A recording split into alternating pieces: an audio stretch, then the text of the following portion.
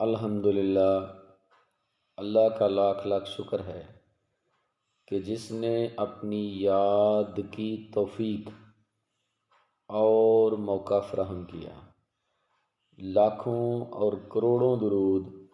حضرت محمد مصطفیٰ احمد مجتبیٰ حبیب کبریاء امام الانبیاء خاتم النبیین صلی اللہ علیہ وآلہ وسلم کی ذات پر کہ جن کے طفیل مالک الملک نے یہ مہربانی فرمائی۔ آج ہم بات کریں گے کہ اس دنیا و کائنات میں اگر اللہ کے ولی نہ ہوں، اللہ کے محب جو ہیں وہ نہ ہوں، اللہ کے پر اسرار بندے موجود نہ ہوں، اللہ کے برگزیدہ بندے موجود نہ ہوں، تو اس دنیا کے نظام کا چلنا مشکل تو دور بلکہ ناممکن ہو جائے۔ اللہ تبارک و تعالی اپنے انہی اولیاء کے صدقے اس کائنات کے نظام کو چلا رہا ہے۔ اللہ کے یہ نیک بندے، اللہ کے یہ مقرب بندے دنیا کے ہر علاقے میں موجود ہیں۔ ہر ایک کا اپنا اپنا ایک بارڈر ہے، اپنا اپنا ایک علاقہ ہے، اپنی اپنی ایک سلطنت ہے جہاں تک ان کی رسائی ہے، جہاں تک ان کی حکومت ہے۔ آپ یہی سمجھ لیں کہ جہاں تک ان کی حکومت ہے، ان کا ایک علاقہ مقرر ہے، اور اس علاقے پر جو رحمت ہوتی ہے، جو عنایت ہوتی ہے، جو کرم ہوتا ہے، جو اللہ کا فضل ہوتا ہے، وہ انہی اولیاء کی بدولت ہوتا ہے۔ جو اس علاقے میں خوشحالی آتی ہے، ترقی آتی ہے، سرسبزہ اگتا ہے، اناج اگتا ہے، پرندے درندے چرندے سب کو رزق ملتا ہے، جو اس علاقے میں اللہ کی رحمت نازل ہوتی ہے، اللہ کے فضل کا نزول ہوتا ہے، وہ اللہ کے انہی مقرب بندوں کی بدولت ہوتا ہے۔ اور اگر کسی علاقے میں اللہ کا کوئی غضب آتا ہے تو وہ بھی اسی بات کی علامت ہے کہ اس علاقے سے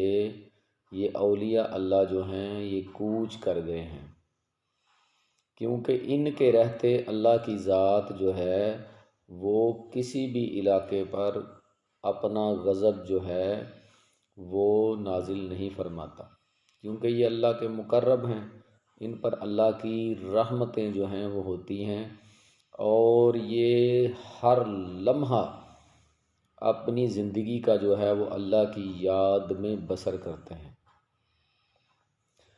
کسی بھی علاقے میں موجود جو اولیاء ہیں،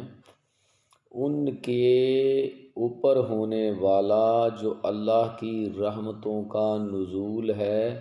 جو نور ہے، اس کی وجہ سے اس علاقے میں روشنی ہوتی ہے، اور اس علاقے کے گناہوں کی تاریکی بھی انہی کی دعاؤں سے مٹتی ہے۔ کسی علاقے میں آنے والی وبائی امراض سے لے کر طوفان، سیلاب، زلزلے، حکومتوں کا بدلنا، کسی کا تخت و تاج پر بیٹھنا، کسی کا جیل میں جانا، کسی کا تخت و تاج الٹنا، یہ سارے معاملات میں ان اولیاء اللہ کی دعاؤں اور ان کی مرضی شامل ہوتی ہے۔ مختصر ہم یہ کہہ سکتے ہیں کہ اس دنیا کا نظام چلانے کے لیے اللہ نے اپنے مقرب بندے جو ہیں وہ مقرر کیے ہوئے ہیں، اور انہی کی رضا میں اللہ کی رضا ہے،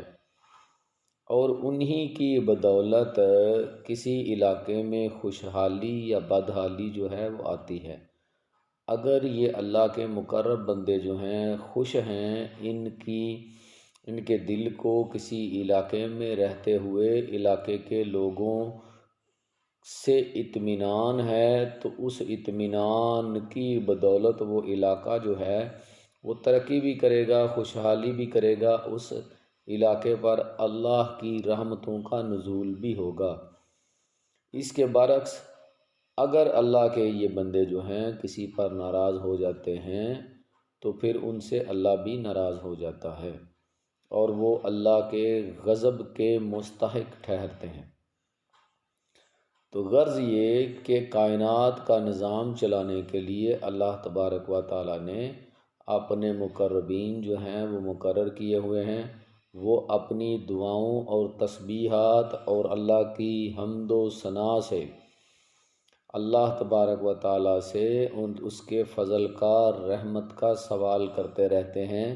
جس سے نہ صرف ان کی ذات کو بلکہ وہ جس علاقے میں مقرر ہوتے ہیں اس سارے علاقے کو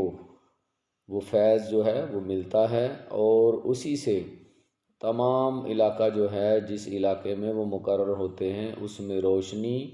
اس میں ہریالی، سرسبزہ اور ترقی جو ہے وہ انہی کی بدولت ہے۔ غرض آپ مختصر یہ کہہ سکتے ہیں کہ اگر اللہ کے یہ ولی نہ ہوں تو یہ دنیا ویران اور برباد ہو جائے۔ اللہ نے اپنے نظام کو چلانے کے لیے ان کو طاقت بھی بخشی ہے، کچھ حد تک اختیارات بھی دیے ہیں جن کو یہ استعمال بھی کرتے ہیں، لیکن یہ ہمیشہ اللہ کی رضا میں راضی رہتے ہیں۔ یہ اللہ کے حکم کا انتظار کرتے ہیں اور ہر لمحہ اللہ کی تسبیح، پاکی اور بڑائی جو ہے وہ بیان کرتے ہیں، اور ہر لمحہ اللہ سے اس کے کرم اور فضل اور رحمت کا سوال کرتے ہیں، اور جو رحمت اور فضل اور کرم ان پر اللہ کی طرف سے نازل ہوتا ہے اس کا فائدہ جہاں یہ رہتے ہیں اس پورے علاقے کو ہوتا ہے، اور انہی کی بدولت علاقہ جو ہے ترقی کرتا ہے۔ امید ہے کہ جو بات میں آپ کو سمجھانا چاہ رہا تھا وہ آپ سمجھ گئے ہیں۔ اللہ تبارک و تعالی ہم پر اپنا کرم اور فضل فرمائے، اور ان مقربین میں ہمارا بھی شمار جو ہے وہ ہو جائے۔ آمین۔ وما علینا الا البلاغ المبین۔